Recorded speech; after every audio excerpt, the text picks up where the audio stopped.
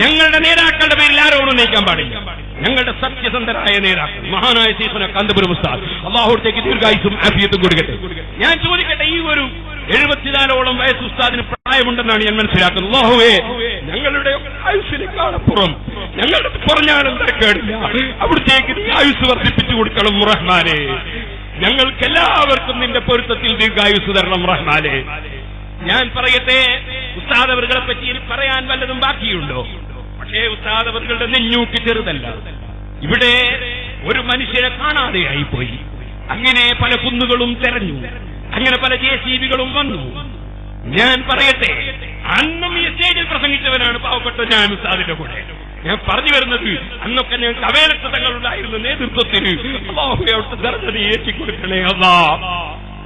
ഇന്ന് ഞങ്ങൾക്ക് അവിടുത്തെ മക്കൾ ഞങ്ങൾക്ക് വേണ്ട പ്രചോദനവുമായി ഞങ്ങളുടെ കൂടെ പ്രവർത്തിക്കുമ്പോഴുള്ള സന്തോഷം അത് ചെറിയ സന്തോഷമല്ല. ഞാൻ പറഞ്ഞു വരുന്നത്, നിങ്ങൾ ഓർക്കണം, ആ സമയത്ത് അത് ആ ഉസ്താദിനെ പ്രതി ചേർത്ത ഒരു സമയം.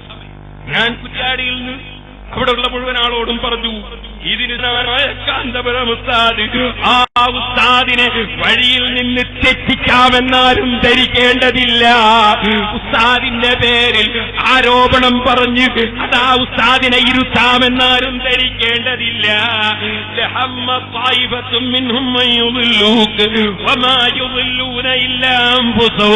നിങ്ങളതാ പിഴപ്പിക്കുന്നത് നിങ്ങളെ തന്നെയാണ്.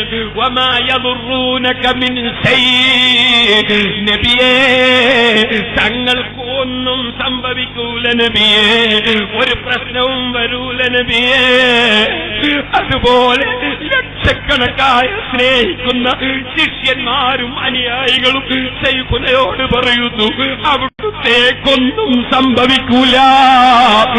അവിടുത്തേക്ക് പ്രൊട്ടക്ഷൻ നൽകാൻ ഒരു നമീമത്തുകാരനും ഉപജാപക സംഘവും കയറി വരാൻ ഞങ്ങൾ അനുവദിക്കുകയുമില്ല. അവിടുത്തേക്ക് വേണ്ട പ്രൊട്ടക്ഷനും വർഗത്തിനും ഷെയർ മുബാറക്കിനും ഞങ്ങളെ സർവ്വസ്ഥാപനങ്ങൾക്കും ഇവിടെ പ്രൊട്ടക്ഷൻ നൽകാൻ SYS എന്നും സന്നദ്ധമാണ്.